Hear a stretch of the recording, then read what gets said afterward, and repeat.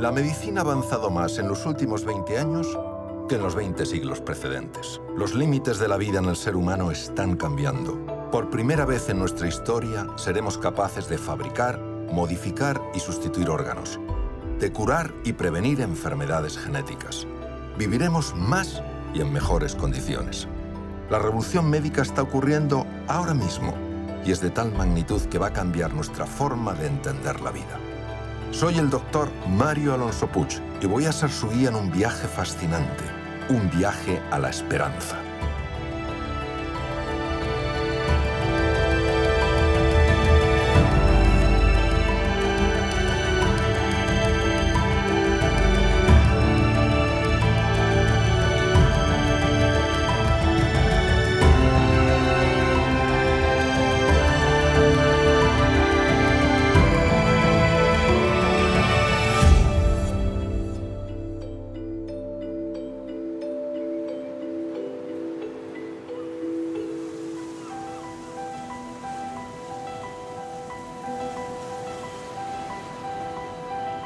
El mar ha sido para nosotros siempre una fuente de alimento, salud, inspiración y vida.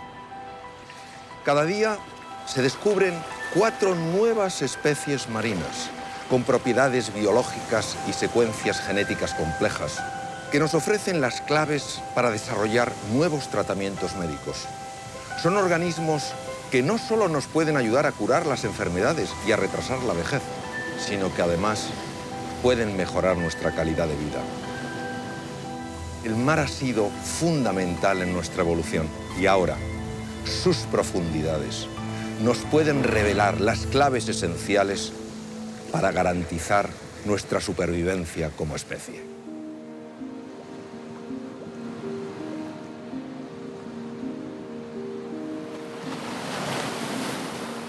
Si dentro de la medicina hay una especialidad que aúna lo que puede ser el paciente con todo lo que es la confrontación con un momento tan crítico como es el riesgo a morir, no hay otro contexto como es el cáncer.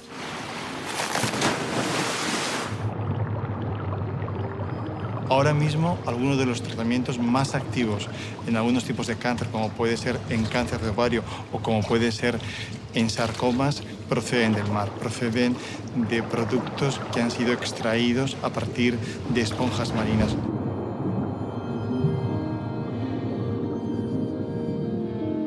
La oncología ha cambiado mucho porque lo que ha habido es un conocimiento cada vez más profundo de la biología que subyace en los tumores.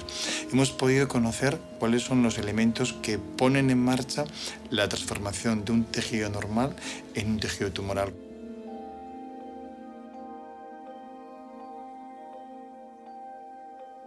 La oncología personalizada básicamente se basa en el conocimiento de cada tumor individual. Cada persona es diferente, cada persona elimina los medicamentos de una manera diferente, tiene interacciones con medicamentos de una manera diferente. O sea que cada vez vamos personalizando más, no solamente los tratamientos en base a la enfermedad, sino también en base al paciente. Un punto importante es adelantarnos a la enfermedad. Estamos desarrollando nuevas estrategias que nos permitan diagnosticar antes con procedimientos de screening, con procedimientos moleculares, de conocer cuando algo se está poniendo en marcha en cualquier tejido, en cualquier órgano. Uno de los procedimientos más innovadores para alcanzar una información real sobre el tumor del paciente es la biopsia líquida, la cual consiste en obtener información genética del tumor mediante una simple muestra de sangre. El enfermo con cáncer o el enfermo oncológico solamente puede ser bien tratado y cuidado en un buen equipo, en un equipo en el que podamos conjuntar todas las fuerzas.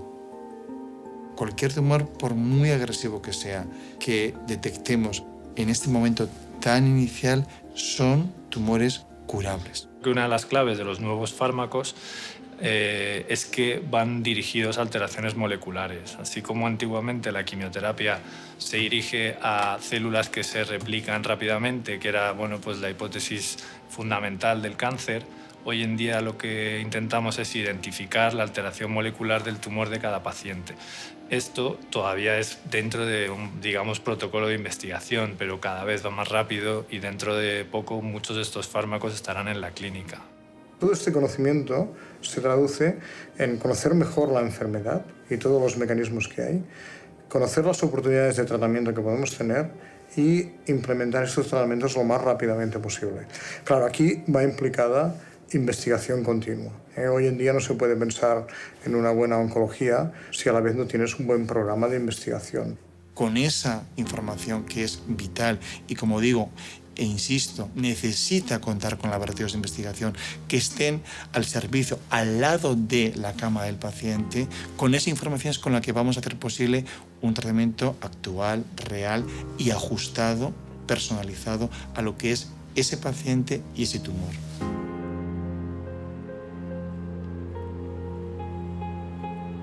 Esto empezó realmente como un resfriado. Tosía, tosía, tosía sin parar, tosía día y noche. Entonces yo ya empezaba a no dormir. Me acuerdo que un día de plano, Miriam subiendo unas escaleras, a media escalera tuvo que parar de que no tenía aire.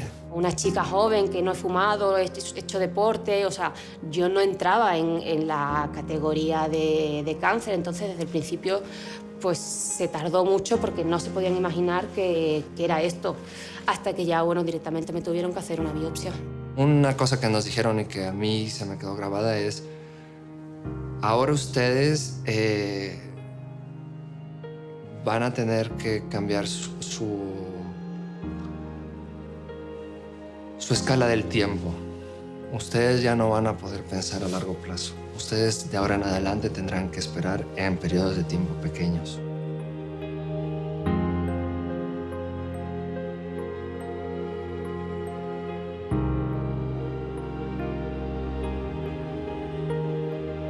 Miriam vino con un adenocarcinoma de pulmón muy avanzado.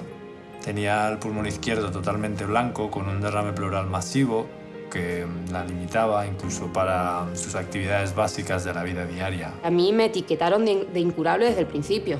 Entonces fue un, bueno, perdona, o sea, no tienes uno de estos cánceres de me metes un chute de quimio y se me quita. Imagínate la cara de tu padre, de tu madre y de todos los que están alrededor. Entonces, pues sí, te dan ganas de consolar a los demás, pero tú estás con este papelón que te acaba de caer. Detrás de un paciente con cáncer hay una persona que sufre, hay una familia. Queremos estar con el paciente, para el paciente, porque necesitamos que entre él y con su familia hacer equipo. Le dije que no permitiéramos que lo que nos habían dicho dictara nuestra realidad. Todo lo que fuera necesario hacer, ella podría tener la certeza de que lo podía hacer conmigo. Y que para eso teníamos que recorrer ese camino juntos, que si ella me aceptaba, que me quería casar con ella.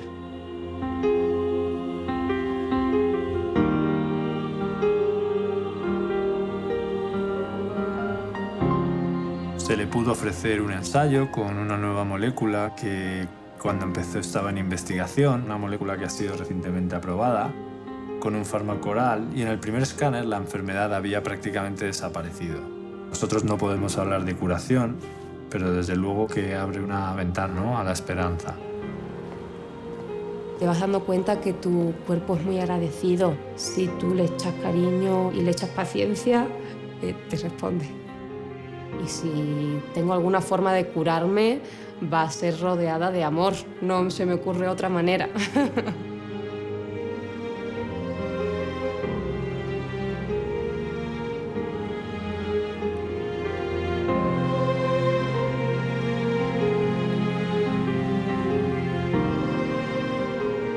Estamos llegando a un escenario distinto, a un escenario donde la quimioterapia tal como la conocíamos ha cambiado.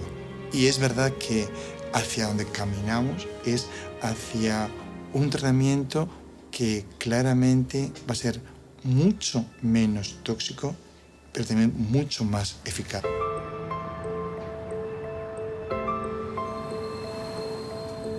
Existen tumores frente a los que un cirujano debe actuar cara a cara.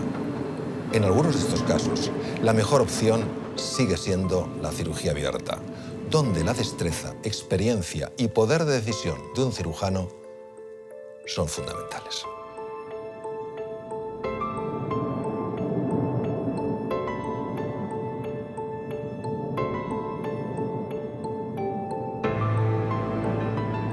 Cuando tú le dices a un paciente que se tiene que operar despierto, hace 15, 20 años se quedaban totalmente extrañados, diciendo esto es imposible, voy a salir corriendo, me va a doler muchísimo.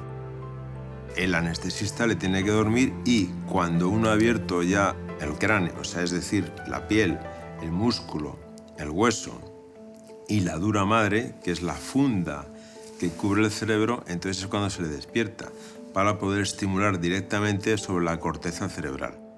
Este procedimiento se realiza para tratar gliomas, que son tumores con la capacidad de invadir partes importantes del cerebro. Lo que está detrás del despertar al paciente no es, evidentemente, simplemente el despertarlo, sino es que el cerebro tiene una serie de funciones y que son muy dependientes del área en el que nosotros vamos a operar. El hígado es lo mismo a la derecha que a la izquierda, que arriba que abajo es el hígado. El cerebro no. Nos habían contado siempre. Uno utiliza el 30% de su cerebro. Pues eso se demostró que son tonterías. Uno utiliza todo su cerebro. Lo que ocurre es que no lo utiliza al mismo nivel. El cirujano aplica impulsos eléctricos para encontrar las funciones del paciente, marcarlas y así evitar dañarlas. Sería imposible encontrar algunas de estas funciones sin despertar al paciente. Teóricamente, las áreas esenciales del lenguaje en un paciente diestro están en el hemisferio izquierdo, que es el dominante para el lenguaje. Eso es cierto, pero el hemisferio derecho participa muchísimo también en el lenguaje, es decir, es un mosaico que va mucho más allá. Además, es un mosaico intercambiable, es decir, en un momento dado activas esto, lo dejas de activar y activas esto otro y se activan simultáneamente varios sitios. Es un mosaico funcional. De lo que se trata con la estimulación es de saber cuál de esas áreas participa y qué grado de participación tiene. La única forma de estar seguros que donde estamos tiene una función es hacer el test en ese momento.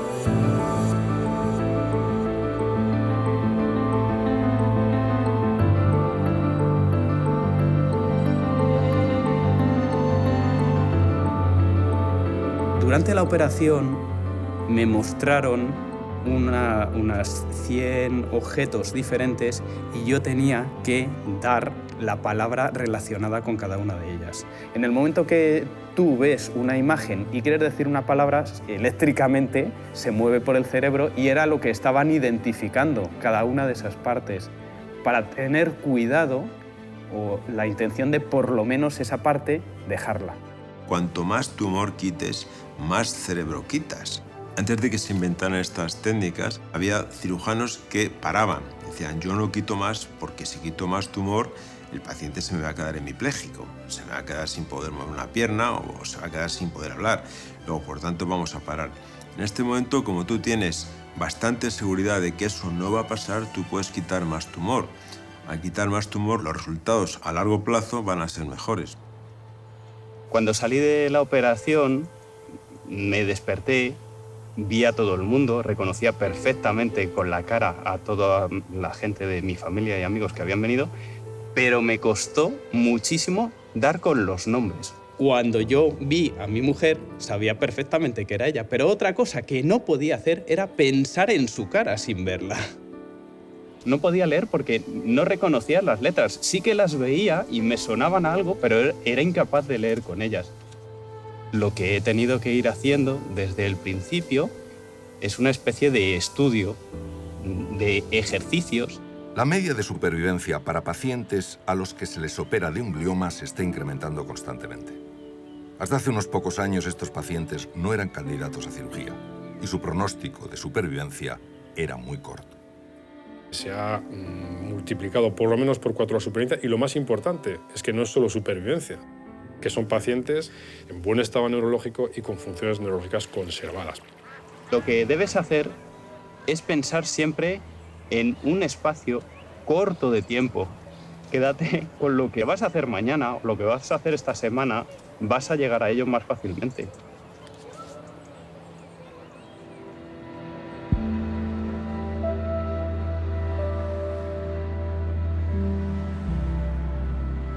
El cerebro es el órgano que controla todas las funciones de nuestro organismo. Pensamos, razonamos, imaginamos y nos emocionamos gracias al cerebro. La neurociencia, los avances tecnológicos y la imaginación innovadora de algunos médicos han hecho posible que actuemos directamente sobre las zonas que provocan trastornos. La pregunta es, ¿ha llegado ya el momento en el que podamos curar trastornos mentales como la anorexia con una operación?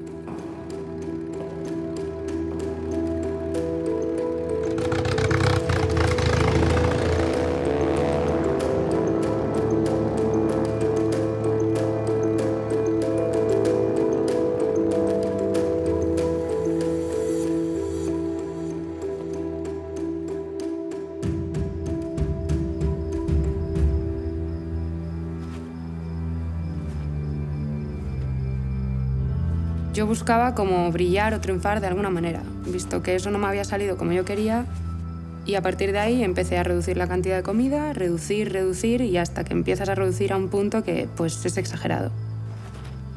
La anorexia es un trastorno de la conducta alimentaria que consiste en una pérdida de peso provocada por el propio enfermo. La causa de la anorexia es desconocida, pero factores sociales marcados por cánones de belleza inalcanzables y un excesivo culto al cuerpo son reconocidos como claves en el desarrollo de la enfermedad. Hay un sistema que es el sistema límbico que regula nuestras emociones. Ese sistema activa algunas zonas de la corteza cerebral, especialmente la región frontal, o la inhibe. En el caso de los trastornos de la alimentación, que es parte de un trastorno de conducta, como puede ser otra patología psiquiátrica, la radiocirugía funcional lo que trata es de modular ese comportamiento para tratar de ayudar al paciente a que recupere un hábito alimentario normal. Todos los participantes que van a ser sometidos a este tipo de intervenciones, lo que se hace es un estudio prequirúrgico donde se hace primero una evaluación de cuál es su rendimiento cognitivo. Se hace también un estudio funcional que nos permite registrar la actividad cerebral que tiene esa persona en tiempo real.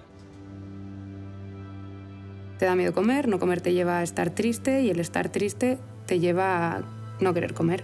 Y es un círculo vicioso del que es muy difícil salir si nadie viene a rescatarte.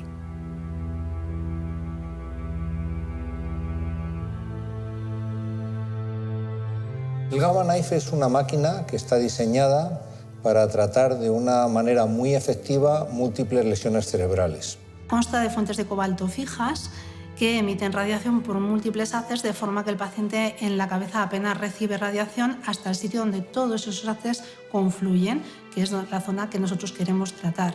Lo que tenemos que hacer antes es localizar esas zonas. Lo hacemos utilizando un sistema que se llama estereotaxia. Es una especie de cubo que fijamos de forma permanente al paciente hasta que se termina todo el tratamiento. Cuando se aplica la radiación, se lleva a cabo un proceso llamado neuromodulación, en el cual se respeta la función de la célula, pero se alteran sus cualidades de conectividad. Se modula así la función cerebral con la intención de eliminar la obsesión. De manera que los pacientes que tienen un rechazo por la comida, cuando les hacemos esto, lo que ocurre es que ya no tienen ansiedad. La vista de la comida ya no les produce ansiedad. Quizá no podemos hablar de curación, pero desde luego sí podemos hablar con un cierto nivel de seguridad de mejora en la sintomatología y que esta mejora tenga un impacto relevante en la vida cotidiana de los pacientes. Una operación no es mágica. Si tú no pones de tu parte, no va a funcionar. Hay ciertas cosas que sí que siguen costando, pero bueno, estoy contenta porque me veo como con fuerza para vivir de manera autónoma, tener mi trabajo, tener mi casa, saber cuidarme y saber vivir, que en definitiva es de lo que se trata, ¿no?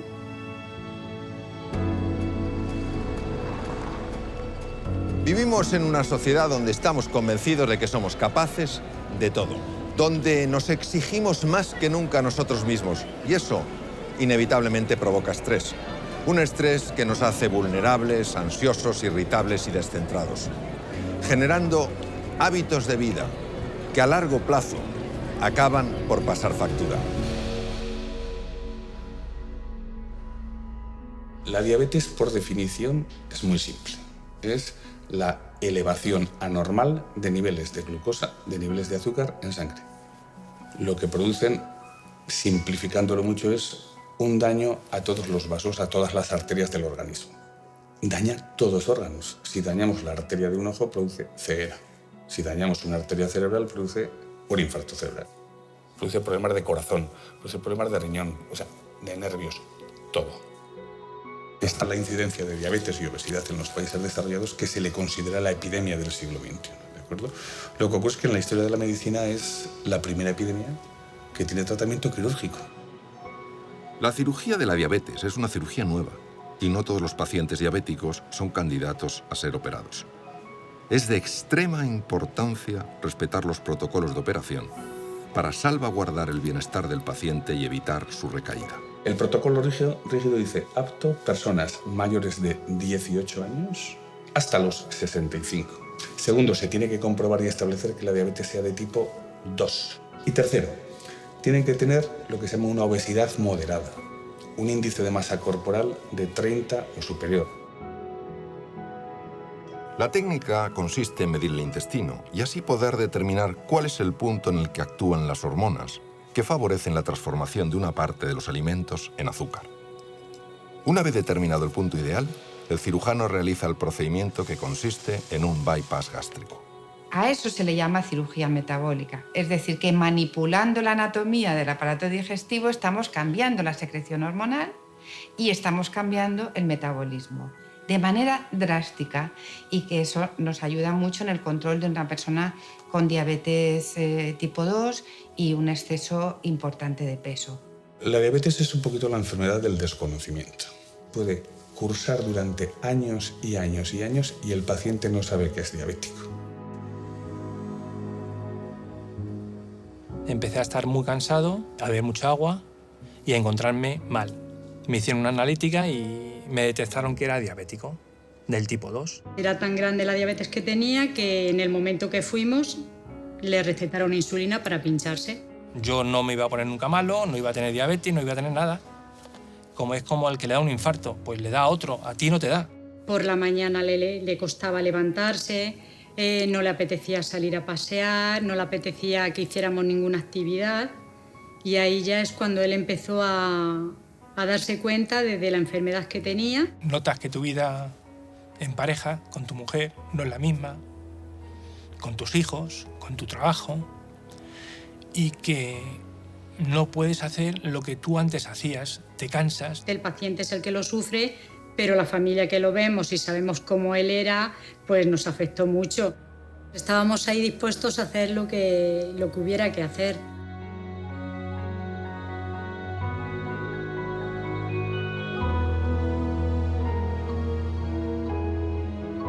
Al no tenerme que pinchar ni tomar pastillas desde el día siguiente de mi operación, pues yo fue día tras día una mejora tremenda. Volvió a ser la persona fantástica que es. Esto es una cirugía nueva, es una cirugía que tiene que ser evaluada. Ahora estamos en los inicios. Hoy por hoy yo soy cauto y me gusta hablar de que nosotros podemos controlar la diabetes. Hoy realizamos intervenciones en las que los robots tienen un papel muy destacado, convirtiéndose en una alternativa a los procedimientos quirúrgicos convencionales.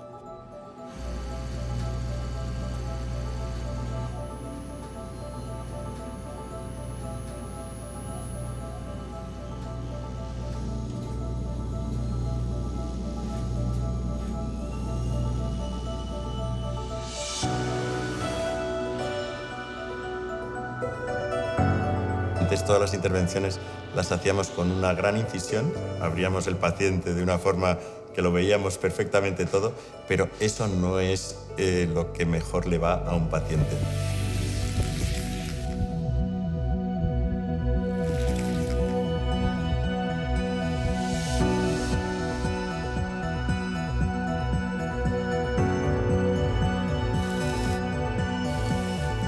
La cirugía con el robot Da Vinci la podemos considerar cirugía mínimamente invasiva.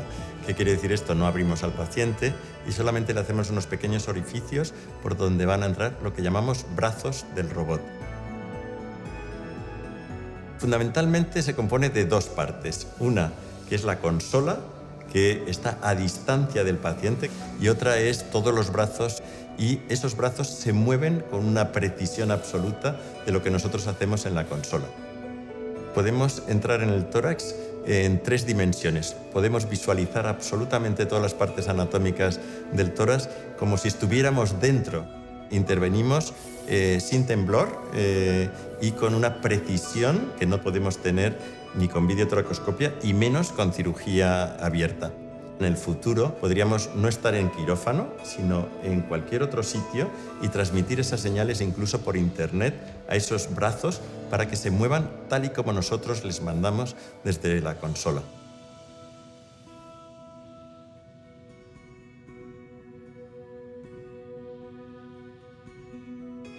La cirugía con la técnica Notes consiste en el acceso a la cavidad abdominal a través de orificios naturales, evitando así las heridas en el abdomen.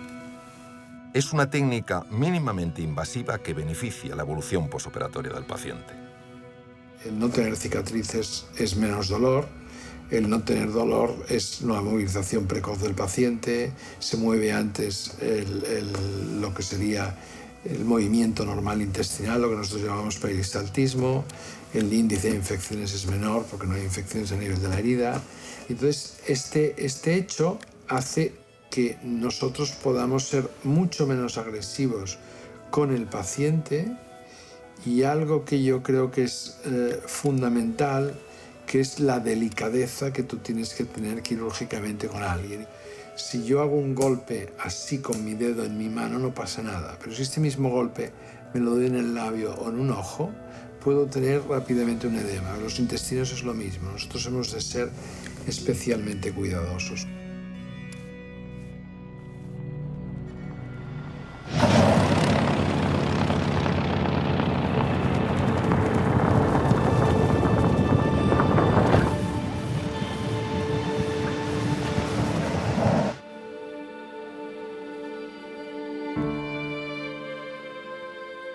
La cirugía torácica es una especialidad muy variada en la que hay una parte muy importante de cirugía oncológica, es decir, de cirugía de tumores.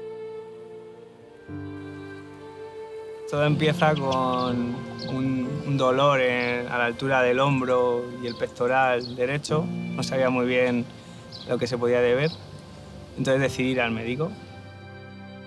Se le descubre de forma casi accidental un tumor dentro del tórax que tenía este tamaño,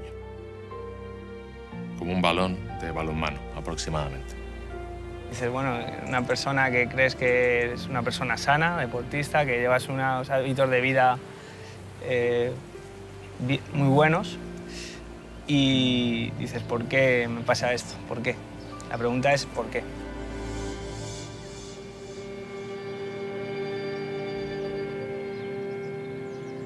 Me operaron, me quitaron la mama, entonces pues estábamos pues un poquito pues bajos de moral.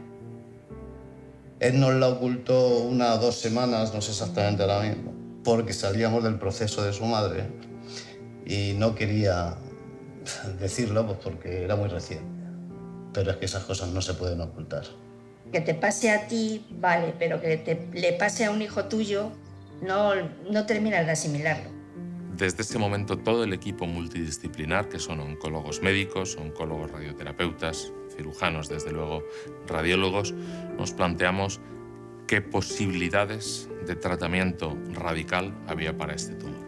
Me dicen que es un tumor muy invasivo y que hay que tomar cartas en el asunto lo antes posible. Diseñamos una prótesis que incluía esternón, 3 costillas del lado derecho y otros 3 agarres para costillas del lado izquierdo. El material idóneo para esta prótesis era el titanio, porque es un material ligero, es extremadamente biocompatible y además tiene capacidad de osteointegración, es decir, se puede unir al hueso y formar parte del hueso nativo del paciente. Para diseñar una prótesis personalizada partimos de los estudios de imagen del paciente, fundamentalmente del TAC. Este TAC nos permite hacer una reconstrucción tridimensional, fundamentalmente de los huesos y de las estructuras críticas. La intervención era de una magnitud enorme La verdad es que sentí bastante miedo en un primer momento. Él siempre ha sido el sustento, es decir, ha sido más fuerte que nosotros, más fuerte que nosotros. En la cirugía participamos tanto los equipos de cirugía torácica como los equipos de cirugía cardíaca y consistió en extirpar todo el bloque del esternón, esa glándula, el saco que envuelve al corazón y realizar una disección muy fina para separar el tumor de esas estructuras críticas del corazón que finalmente pudimos preservar. Fueron muchas horas de operación porque fueron 8 horas. Y estábamos allí esperando la familia y no... Para mí fue, yo creo que lo peor. Se nos hizo interminable. Porque sabíamos que era muy complicado lo que le estaban haciendo y tocando órganos muy sensibles y teníamos nuestra preocupación, vamos, hasta que vimos al doctor y bueno, ya solamente verle la alegría con la que salía, nos dimos cuenta de que todo había salido bien. No habíamos llorado y ese día nos derrumbamos todos.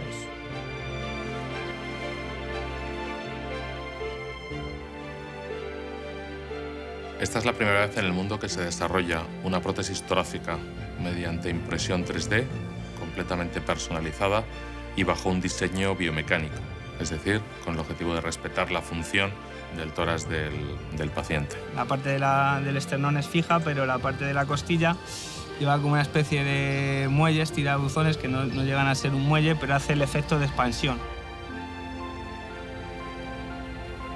Quiero seguir haciendo deporte en la medida de lo posible y, bueno, se puede decir a lo mejor pues un poquito con más ganas de vivir, ¿no? Cuando vaya encontrándome mejor, pues iré entrenando y hasta donde límite no sé dónde estará.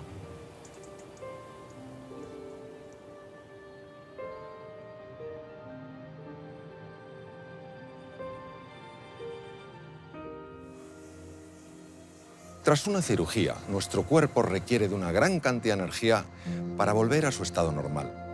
Esta energía tiene dos tareas, la cicatrización y la recuperación.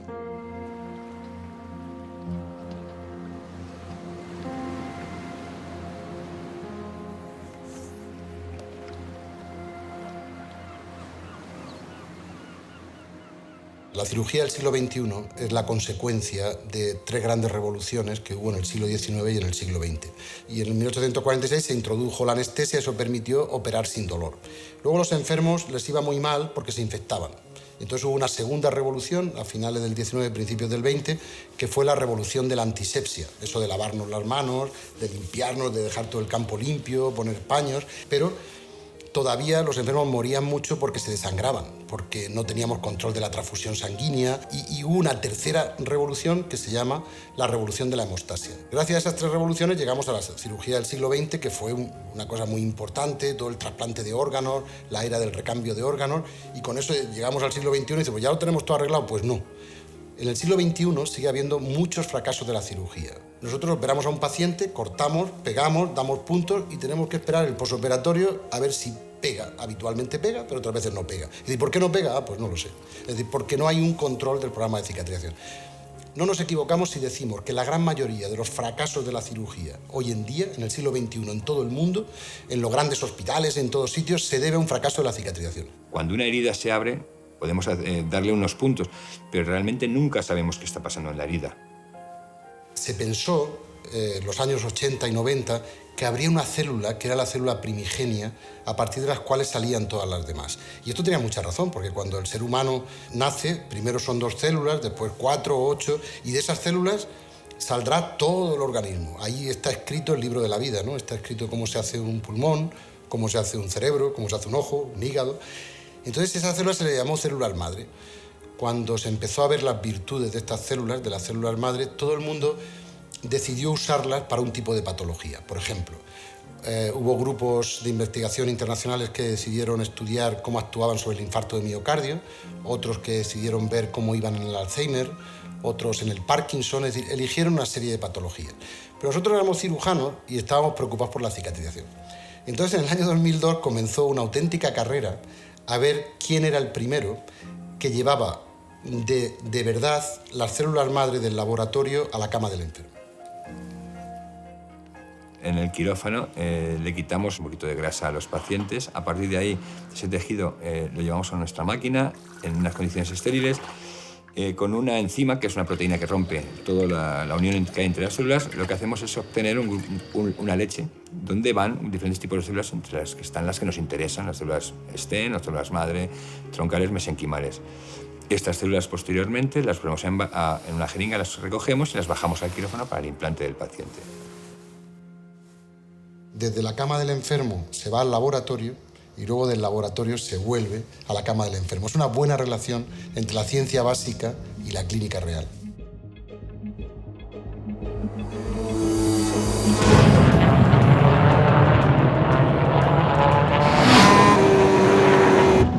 Cuando vamos a un circuito, para el circuito es una fiesta, ¿no? Son 4 días de fiesta, de actividades lúdicas, pero para nosotros es un trabajo.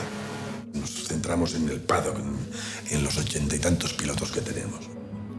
Nosotros llegamos el jueves al circuito y lo primero que hacemos es, andando, caminar los 5 kilómetros del circuito y ver los puntos más conflictivos, o sea, tenemos una estadística de las caídas que hubo en los últimos 5 años. Hacemos un estudio analítico, médico, nunca técnico, pero sí médico, e intentamos reforzar las zonas que son más conflictivas o que han traído estadísticamente más accidentes. Cuando hay una bandera roja por un accidente grave, se activa el código rojo, ¿no? La bandera roja, y entonces ya los 2 medical car ya parten por comunicaciones de race control a la zona del accidente. La gran incógnita que uno tiene cuando sale es con qué se va a encontrar. Todo el mundo tiene un miedo atroz, ¿no? Piloto inmóvil, que no sabes lo que pasa, que parece que esté en fase muy crítica, ¿no? Entonces, cuando llegas allí se disipa totalmente y actúas de una forma rápida, global, lo alineas, liberas la vía aérea superior, quitas el casco, fijas collarín, metes el tubo.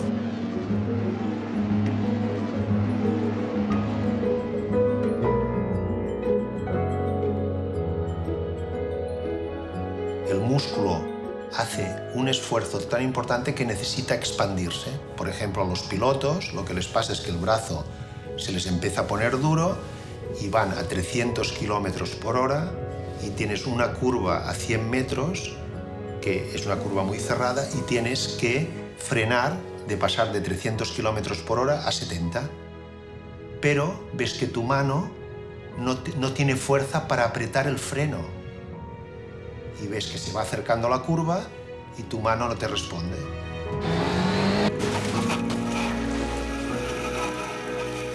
Es muy importante, si tú tienes que llegar a operar una muñeca, la forma por la que entras, pues que sea con mucho cuidado, o sea, que no hagas más daño del que hay. Si tú has sido cuidadoso, posiblemente el piloto, el paciente, podrá a partir de la semana estar haciendo rehabilitación. Para un deportista de élite, la oportunidad de acelerar la recuperación física de una lesión es fundamental. Y por eso muchos de ellos vienen de todo el mundo para ser tratados por nuestros especialistas.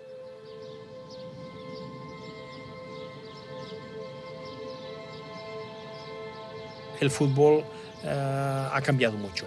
Que antes iban a un ritmo muy lento, se tenía técnica y no se corría tanto. No había velocidad, no había fuerza, no había resistencia, como ahora.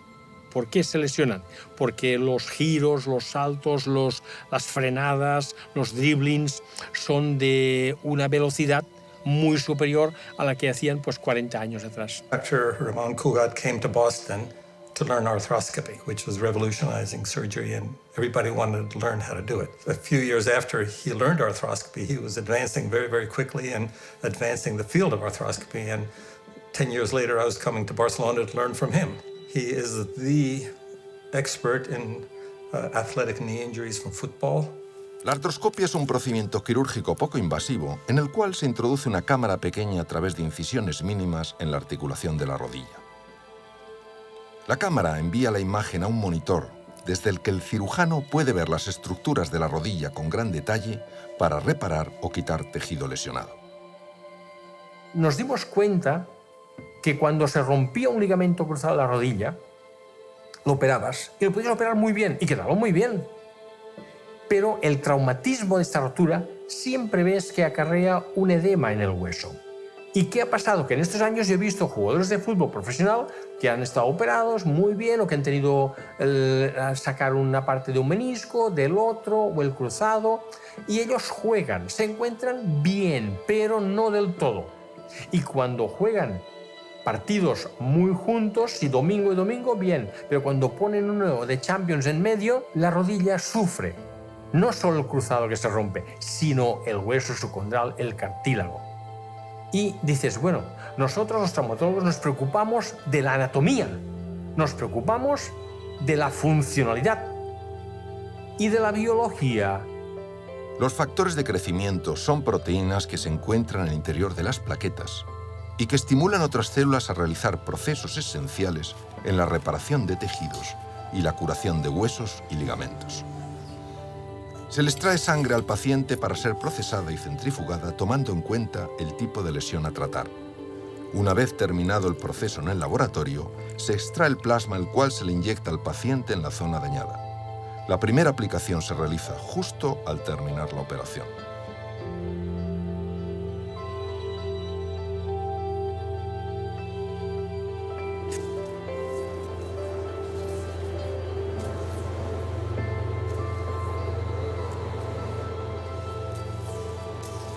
Entré mal en una puerta con gran velocidad y tuve una muy mala caída y me rompí las dos piernas.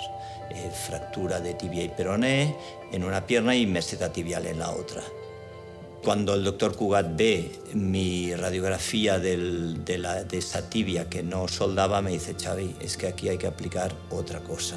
Para que solde una tibia a esa altura, tenemos que cortar el peroné. Ese trocito de peroné que te hemos sacado, vamos a hacer una papilla, vamos a sacar el callo antiguo, vamos a poner esa papilla de tu propio hueso del peroné en la tibia, factores de crecimiento, y Xavi, en 2 meses yo creo que esto va a estar sano.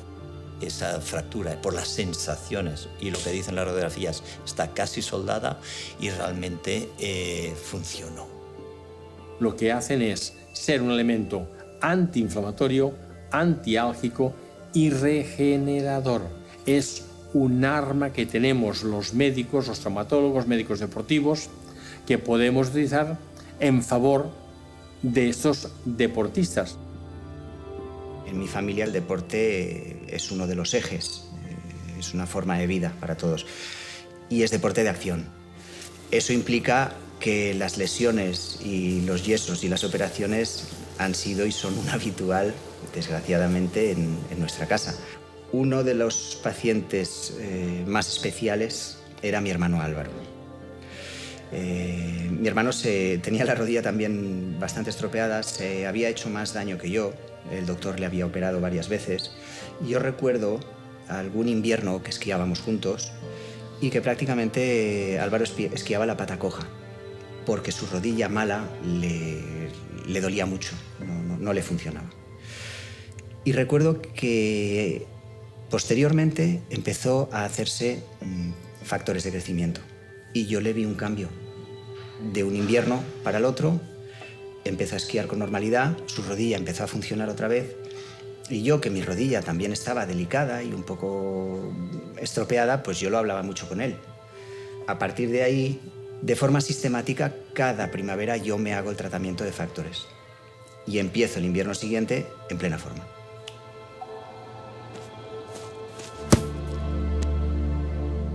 La medicina deportiva es importante no solo para los deportistas de élite, sino también para los millones de personas que día a día ponen su cuerpo a prueba.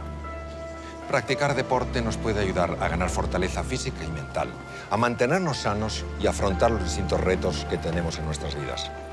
Sin embargo, conocer las limitaciones de nuestro organismo es un factor fundamental. Los médicos del deporte vigilan cuáles son las dinámicas básicas de nuestro cuerpo para prevenir síncopes, arritmias o colapsos que en ocasiones pueden llevarnos al límite de la delgada línea entre la vida y la muerte.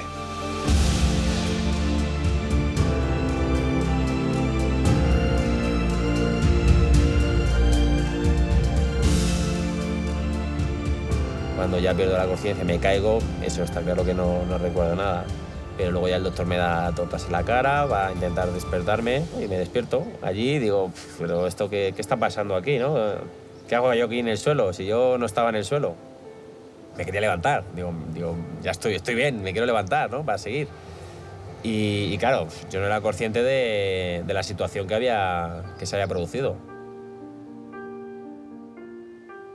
No llegó a ser una parada cardíaca, pero probablemente relacionada con una arritmia que hizo que el corazón perdiera esa capacidad de bombeo eficaz y por lo tanto de que llegara sangre y oxígeno suficiente a su cerebro.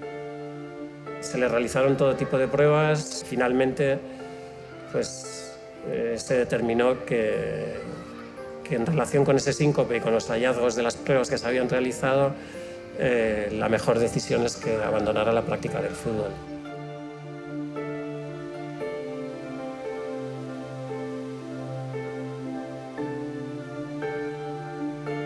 Son casos aislados y que ocurren normalmente en gente que tiene alguna patología de base, ¿no? Gente que realiza deporte, generalmente deporte a una intensidad elevada y en quienes en un momento dado pues, se produce una situación que genera una arritmia, normalmente una arritmia ventricular maligna que termina produciendo una parada cardíaca y en el caso de que no seamos capaces de responder de forma adecuada, pues una muerte súbita, ¿no? Nuestra labor dentro de la prevención, hoy en día, con el conocimiento y los medios de que disponemos, simplemente con una historia clínica, una exploración física y un electrocardiograma de reposo, se pueden detectar, no digo en el 100% de los casos, pero en un porcentaje importante. Yo llegué arriba muy rápido, con 23 años, estar en la selección absoluta, haber ganado una Eurocopa. Es cierto que podía haberme ido ese día, pero la vida es así. Cuando te cierra una puerta se te abre otra y tienes que iniciar el recorrido.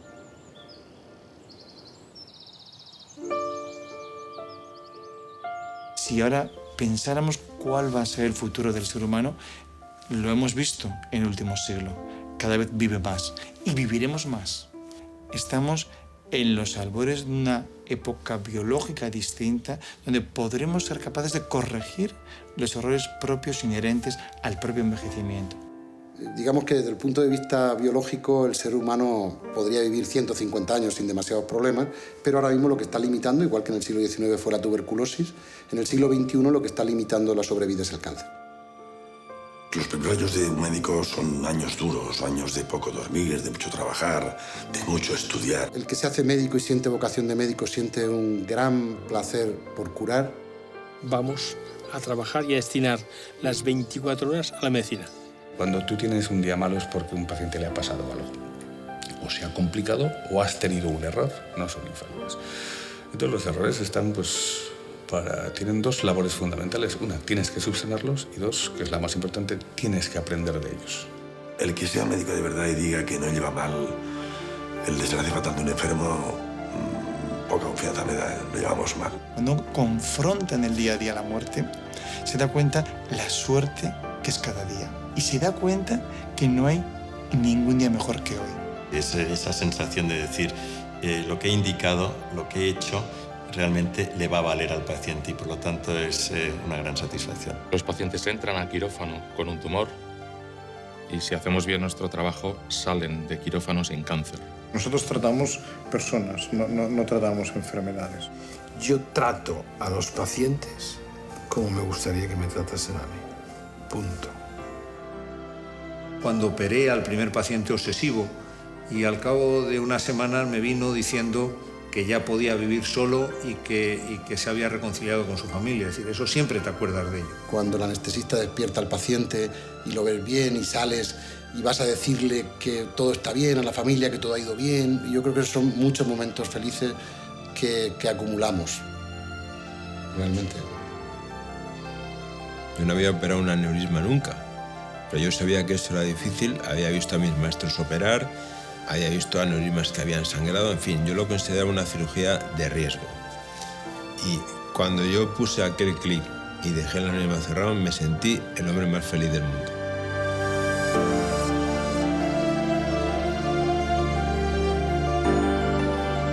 La innovación médica nos está llevando al siguiente nivel.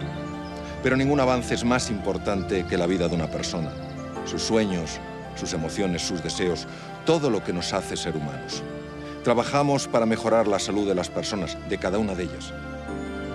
El objetivo de la ciencia no solo es hacer vivir más años al ser humano, sino también hacerle vivir mejor. Y ahí la medicina tiene muchas cosas que decir.